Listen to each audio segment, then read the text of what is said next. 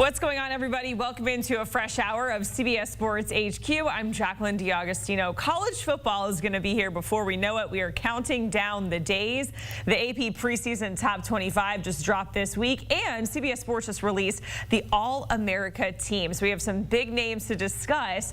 Our All-America team, of course, headlined by star wide receiver Jeremiah Smith out of Ohio State, Alabama's Ryan Williams. We have the freshman of the year, high expectations for Bryce Underwood, and the coach of the year, James Franklin from Penn State. Interesting. We're not seeing Ryan Day over there. So those are some of the preseason awards. If we look at the offensive side of the ball, at quarterback, it is Cade Klubnik already getting some Heisman buzz ahead of the season. No Arch Manning on here, of course. Jeremiah Love, as mentioned, out of Notre Dame, no surprise. And Jeremiah Smith, Ryan Williams. If we flip it over to the defensive side of the ball, we have Colin Simmons, Dylan Stewart, Caleb Downs. There's a full article over on CBSSports.com for you to check out for our CBS Sports All-America team. All right, so let's welcome on our college football analysts in Damian Harris and Richard Johnson. Great to see you guys. We're going to break this all down, starting at the quarterback position. Cade Klubnik, that is the CBS Sports All-America team quarterback. Richard, does that feel right to you? You know, he wasn't on my ballot personally. I am a voter in our illustrious All-America team. I'm honored to have a vote. I personally didn't have him there, but I do get it because I think when you look at this Clemson passing game, they have not had a 1,000-yard receiver since the days of Trevor Lawrence. But last year, you started to see that Clemson passing game get into gear, especially late in the season. Cade Klubnik finally paying off the promise that he's had as a very, very talented high school prospect when he came in a few years ago. He's finally starting to put up some numbers. I do have Clemson as a top 4 seed in my mythical college football playoff if we started it today. And I think if that's the case, then Cade will have powered them there. I think the wide receiver room is filling out. They add a very, very intriguing FCS prospect in Tristan Smith to potentially give them that kind of Mike Williams vertical threat to align with Bryant Wesco and the receivers that they have in the room. So I'm excited about this Clemson offense, and I think Cade Klubnik powering it is gonna level up, get even better this season. Yeah, and I agree with Richard. You made a lot of really good points. I might not necessarily have put him on my ballot, which, let's be clear, I'm not Richard Johnson, so I don't get a vote just yet, maybe one day. But, you know, it definitely makes sense. And I think the two things that Cade Klubnik have on his side are experience and continuity. He's going into his senior year, and not only is he going into his senior year, he's been with the same program the entire time. So he's actually been there longer than offensive coordinator Garrett Riley. But what I mean when I say continuity is it seems like Cade Klubnik has that connection to Dabo Swinney that we've seen all the great Clemson quarterbacks have. Deshaun Watson, Trevor Lawrence, so on and so forth. So I think from an experience standpoint, listen, when you're going into your senior year, especially as a quarterback that has already played at a high level, there's not going to be a lot of things that opposing defenses can throw at you that you haven't seen before. So there's not going to be this element of, oh, I've never seen this blitz. I've never seen this coverage pattern. Oh, there's a blitzer coming from this side. I wasn't expecting it. No, he's got the experience. And then again, the continuity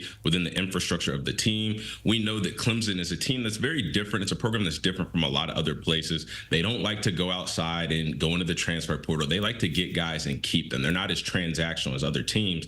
So again, you pair Cade Klubnik with Dabo Swinney, and also he's been there the entire time the offensive coordinator Garrett Riley has been there. That continuity piece is going to take them a long way and allow them to have some success that other teams that are a lot more transactional won't necessarily have. Richard, before we move on, are you allowed to tell us who you put instead, or is that like top secret information?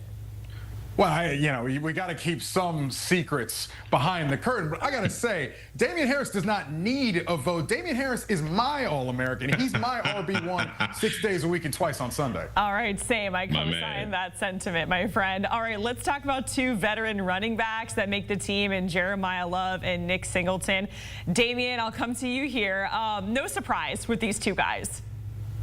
No, not at all. And starting with Jeremiah Love, I mean, this is RB1 in college football season. You talk about the surprising strength at the point of contact. You pair that with the home run speed that he has. Now, listen, once he gets to the NFL Combine, I'm not sure that he's going to have the fastest 40 time. But I guarantee you, when you turn his tape on, he is the fastest player in all of college football. And we saw glimpses of this all throughout the season, even in the postseason. There were times when he was hurt. Him and Riley Leonard led Notre Dame to that national championship. And then looking at this year, another year under his belt, another offseason to develop and continue to progress on the track that he's on. This is my pick for the Doak Walker Award that goes to the college football's best running back of the season. I mean, this is a prototypical first-round pick. He's got the size, he's got the strength at the point of contact, he's got the ability to be a three-down back and catch passes out of the backfield. And again, when you talk about that speed, that's just something you can't coach, that's something that you can't teach, and speed destroys everything.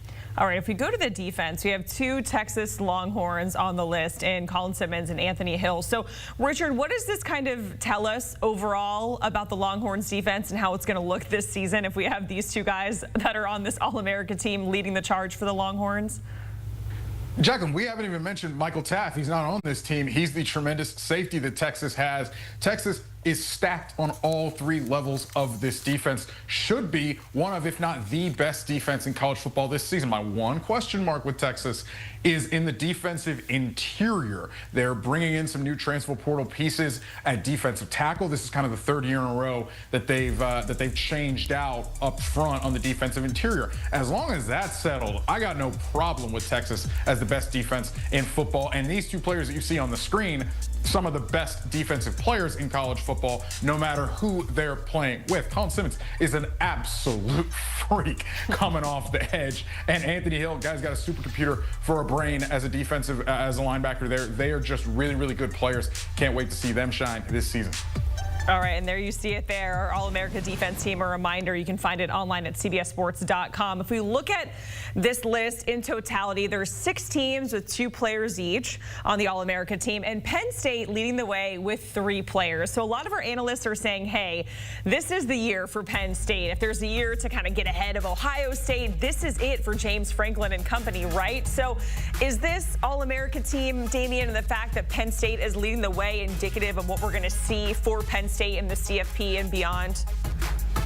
Well, it should, especially when you look at the positions of these 3 potential All-American players. I mean, first of all, Nick Singleton, and we didn't get to him, but another phenomenal back that could creep his way into the first-round discussion. Then you've got preseason All-Americans on the offensive line and the defensive line. So that tells me that Penn State should be able to dominate the trenches on both sides of the ball, and they should be able to run the ball effectively, because not only do they have Nick Singleton coming back, they also have Katron Allen coming back. So you've got a 2-headed monster. Then you've got 2 preseason All-Americans in the trenches. Like, Richard, you know this. The trenches are where football games are won and lost. And to go a step further, teams that can run the football and stop the run, those are the teams that you usually see playing at the end of the season in the college football playoff, potentially playing for a national championship. So we're hoping, just for James Franklin's sake, I mean, if not, he's probably going to be run out of Happy Valley. He almost got run out last year by, what was it, a Kappa Alpha Order fraternity brother, or a pledge or something like that. He almost got run out last season. But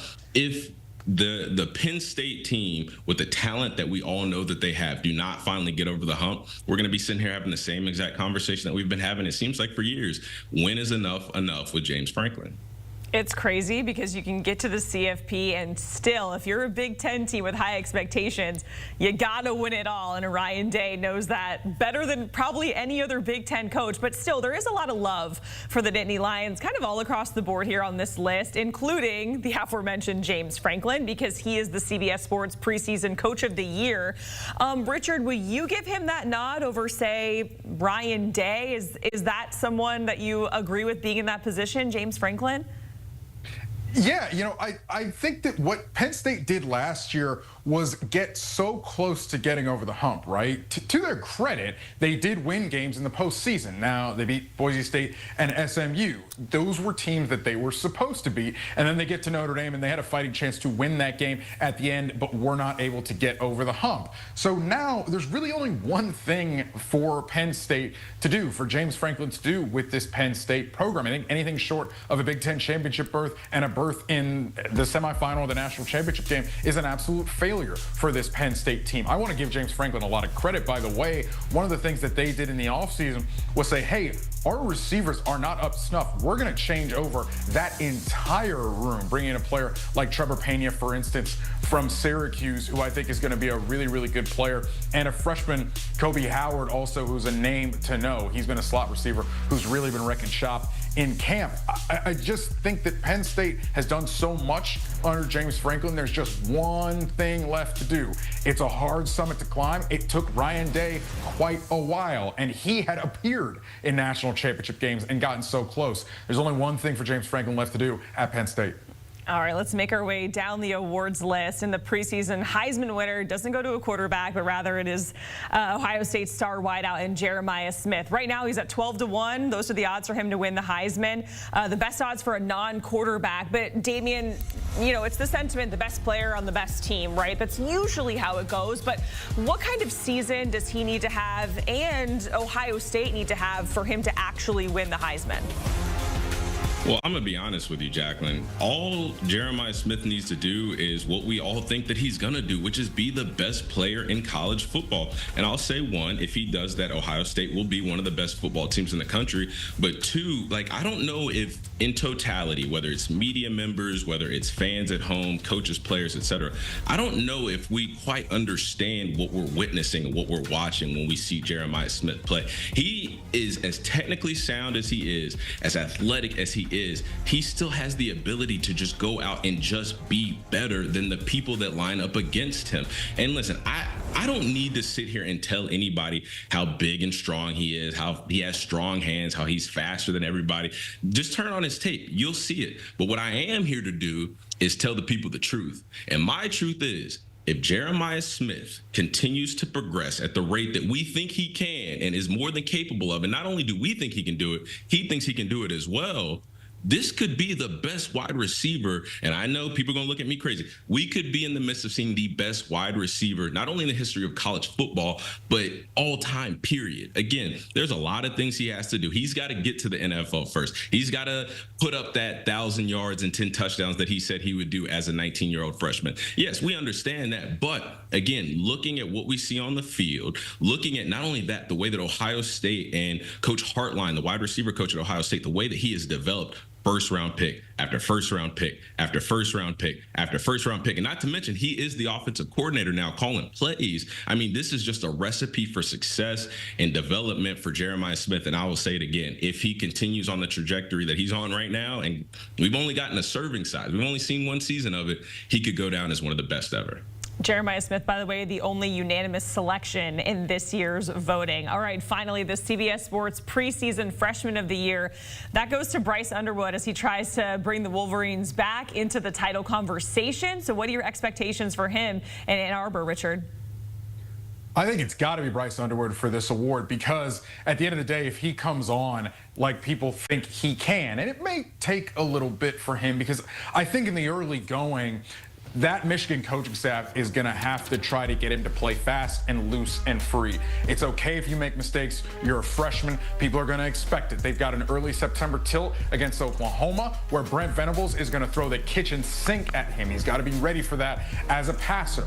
But the body type, the dual threat ability, it's just absolutely tantalizing to think about what this guy brings to the table. It was such a coup for Michigan to get him. I mean, first and foremost, he's in their backyard. Originally committed to LSU. The Jim Harbaugh regime wasn't really giving him the time of day. He didn't really vibe with them. But then when Sharon Moore became the full-time head coach, things changed. And they were more open to Bryce Underwood. Bryce Underwood was more open to them. And over the course of the fall, you saw that relationship bud and end up with him flipping from LSU to Michigan. It was just such a huge recruiting win for the Michigan Wolverines. I think it takes a lot of the pressure off of Sharon Moore as well to have this quarterback that everybody understands is a freshman. Let's see what he can do this year. You know, there's not so much pressure for him to come in immediately and take them to like the national championship. He's a freshman quarterback. Let's just see what he can do. But if he lives up to his potential, easily freshman of the year. Also, shout out to Tom Brady. Jacqueline, I don't want to interrupt you. I just want to piggyback off of Richard and say he better all that money that they gave him to commit, to flip his commitment, he better, because let me say this. It's time for us to start putting our foot down again and demanding what these universities are paying for. I mean, they need to be demanding it, but also as fans, as people who analyze the game, well, you got paid a boatload of money, probably more money than a lot of guys, maybe 95% of NFL players are making on a roster. Go show you're worth that money. Go show you're worth it. That's all I'm going to say. I feel you, man. It's the money in NIL here is absolutely crazy in college football in this day and age. Damian, Richard, we appreciate it going through CBS Sports' All-America team. By the way, you can find that over on CBSSports.com for a full article. The Big Ten on CBS returns August 30th, so CBS will have a Big Ten game in that 3:30 p.m. slot every Saturday, and it kicks off with Penn State facing Nevada. And of course, you can stream all the action on Paramount Plus as well.